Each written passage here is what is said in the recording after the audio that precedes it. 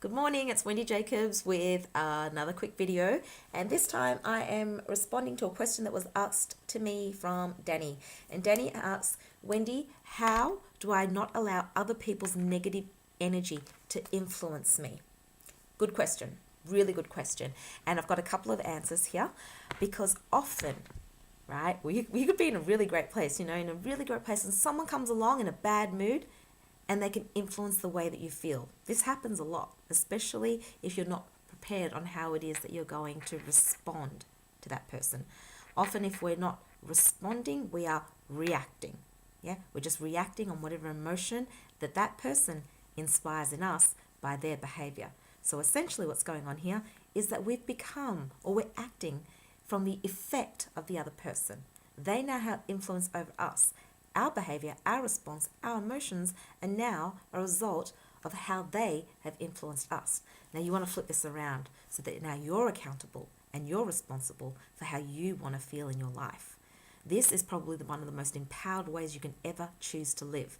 Because if you choose to live your life in a way where you're just reactive to whatever's going on, to whatever someone else is feeling, then that can be pretty miserable, especially if you are surrounded by miserable people.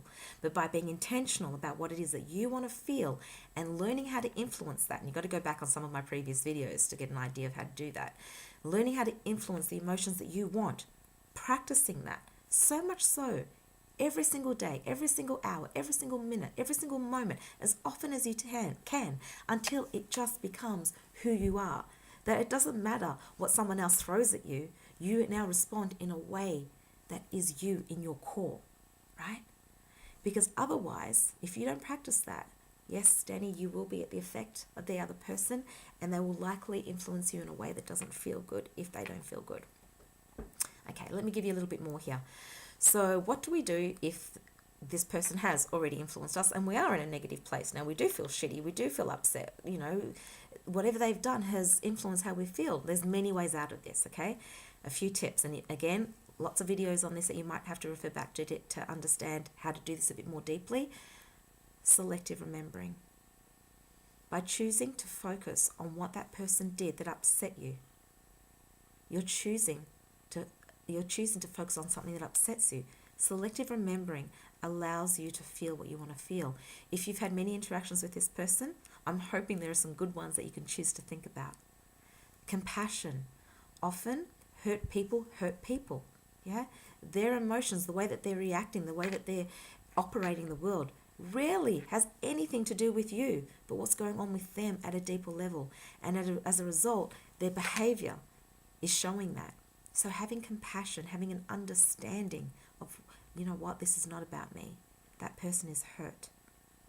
That allows you to respond differently. What else? You can choose to be present.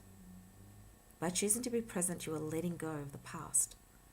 By focusing on what this person had done to upset you, you are choosing to go back into the past and reach for something that doesn't make you feel good.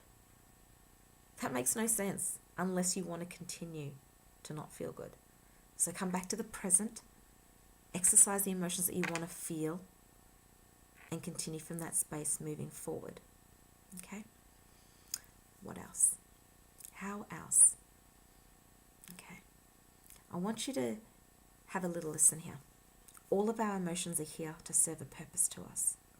Okay? I'm not in any way encouraging you to push down or shove away emotions that don't make you feel good. My messages here are always about knowing how to utilize those emotions in a way that empowers you and your life and the direction of your life. And sometimes you need negative emotion to propel you forward. It's only when we're angry, often, that we take the action that's necessary to make some changes in our life.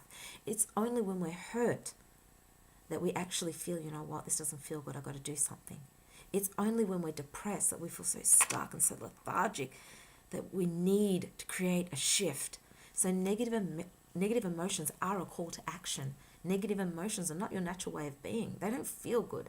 And that's why we often feel after a while of being there that there's something that we need to do. So these videos are not about ignoring negative emotion, but knowing how to utilize them and understanding that you don't need to be stuck in any emotion that doesn't make you feel good.